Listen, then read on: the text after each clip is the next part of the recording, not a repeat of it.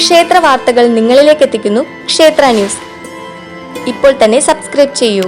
വലിയപാടം ശ്രീ സുബ്രഹ്മണ്യസ്വാമി ക്ഷേത്രത്തിൽ ഗജപൂജ ആനയൂട്ട് നടന്നു.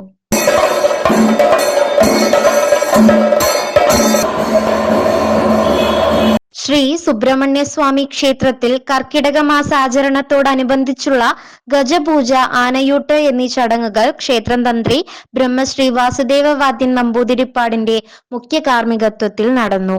കാലത്ത് 5:30 അഷ്ടദ്രവ്യ മഹാഗണപതി ഹോമം, 7 നവകം, പഞ്ചഗവ്യം, വിഘ്നേശ്വര പ്രത്യേക പൂജ, അഭിഷേകങ്ങൾ എന്നിവയ്ക്ക് ശേഷം ഗജപൂജയും നടന്നു. ഗജഘോഷയാത്രയ്ക്ക് ശേഷം പാമ്പാടി സുന്ദരൻ, കുളക്കാടൻ ഗണപതി, ചെറുപ്പുളശ്ശേരി മണികണ്ഠൻ, കിരൺ നാരായണൻകുട്ടി, കൊടുമൺ ശിവൻ എന്നീ ഗജവീരന്മാർക്ക് ദേശവാസികളും ഭക്തജനങ്ങളും ചേർന്ന് ഊട്ട് നൽകി. രാവിലെ 11 മണിക്ക് കർക്കിടക ഔഷധക്കഞ്ഞി വിതരണവും ഉണ്ടായി. ക്ഷേത്ര ഭാരവാഹികളായ M Girish Kumar president, R Sukesh Menon secretary, Anilkumar, Prakash, Gokulakrishnan, Manoj Kumar, Sujin Babu, Sanjay, Gopinath എന്നിവർ നേതൃത്വം നൽകി.